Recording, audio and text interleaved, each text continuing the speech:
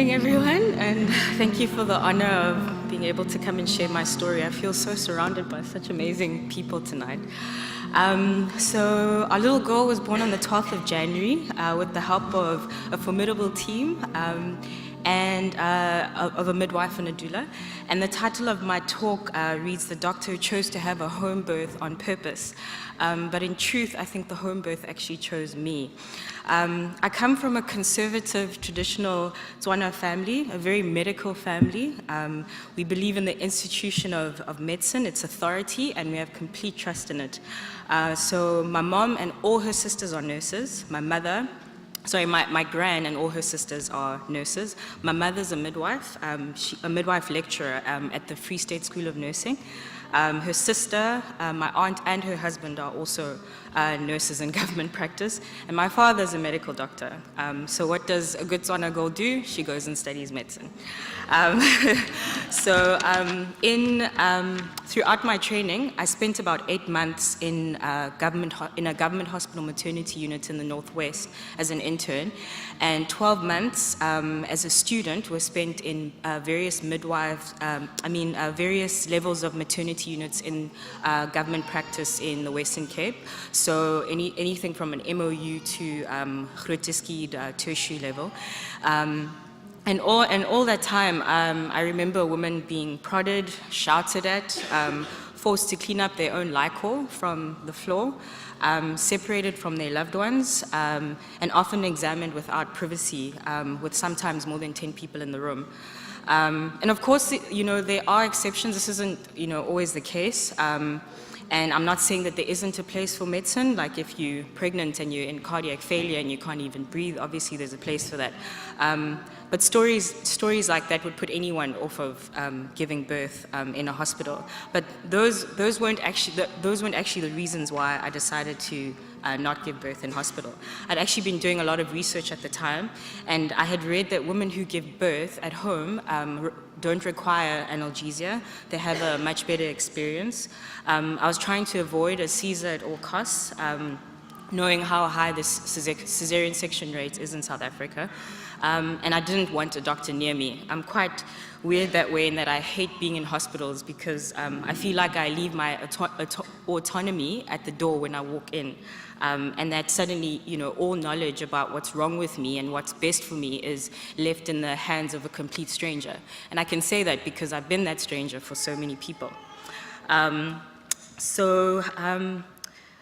this is going to sound crazy coming from a conservative, good Christian Tswana girl, but I really believe that my daughter chose the home birth because she knew what kind of mother it would birth for her. So I decided to have a home birth, and as the powers that be would have it, I found a midwife who had actually given us a talk when we were students about empowering women to give birth in positions that are most comfortable for them, as opposed to the lying on the back, on your back on the bed with the legs in the stirrup position, which healthcare workers love because it suits them best. And the first thing that was really different about deciding to birth with this midwife, I think, which is unique to her, and I might be wrong because I've only experienced her, but is that her emphasis is on the fact that all the prep that you do before birth is what will result in the outcome, and that's what shapes the experience that you have. And that this was primarily my responsibility. And so it was very holistic as well. She emphasized what you eat and you drink affects your birth, the importance of exercise and antenatal classes, so as to empower you. And also, her and my doula were also very much interested in me as a person. They wanted to know what my struggles were, what stressed me. Those things were really, really important to them too. And so this holistic care really agreed with me. At the same time, people thought I was absolutely insane. Family, friends, and colleagues thought, how can you have a home birth? How can you deal without having any analgesia? And what about the mess? Oh my goodness, what are you going to do about the mess?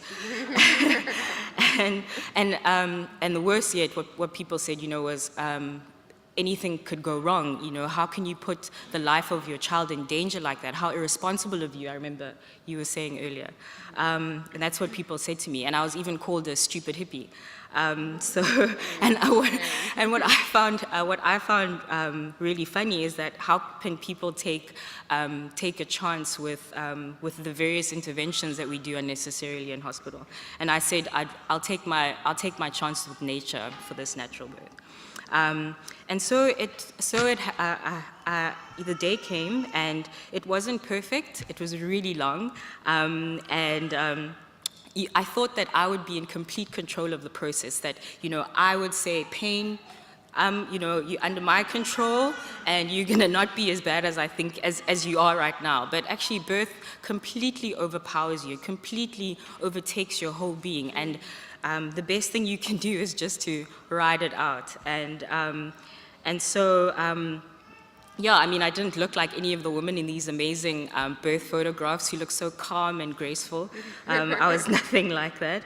And I mean, people keep asking me, how could you stand the pain? Why would you take yourself through that? And my answer to that was that, yeah, I mean, I think we live in a society where we do as much as possible to avoid pain and suffering, and I think that actually makes us what a guy called Nassim Taleb calls anti-fragile. So in the English language, we don't have a word for an opposite word for fragile. So, like for instance, a wine glass in a box, if it's disturbed or has any stressor, it shatters, right?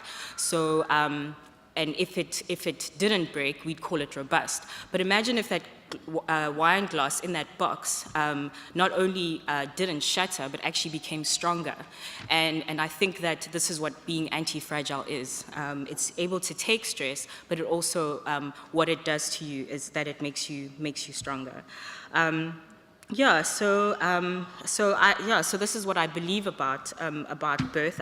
I believe that when we don't allow ourselves to go through that natural process, we rob ourselves of the full potential that our Creator wanted us to have.